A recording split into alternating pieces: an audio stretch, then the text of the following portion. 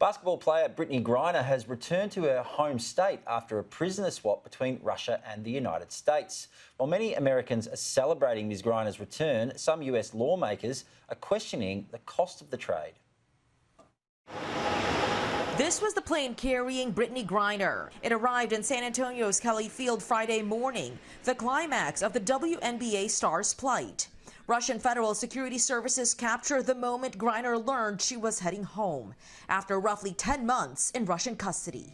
Do you know where to head into? No. Griner supporters are cheering her return. I'm overjoyed that BG will be reunited with her parents. I first heard Brittney was coming home. I thought it's about time. Despite the celebration, the White House says the one-for-one prisoner swap was a painful decision for President Biden, who had also hoped to secure the release of Paul Whelan.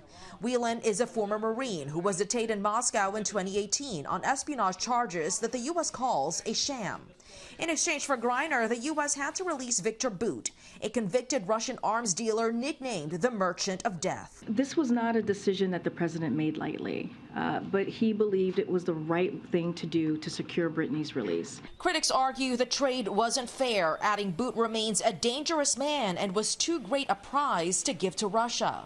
This is a man that went around trying to kill American soldiers. This is a man who sells weapons. We're now having a war in Ukraine that Biden is concerned about. Others wonder whether the swap could embolden U.S. enemies to take Americans hostage and use them as bargaining chips. The broader concern is that this sends a signal that if you are a rogue regime or an enemy of America and you want to improve your geopolitical position, take an American hostage. Griner is undergoing a health evaluation at the Brooke Army Medical Center in San Antonio, which treats patients who have survived torture or other trauma.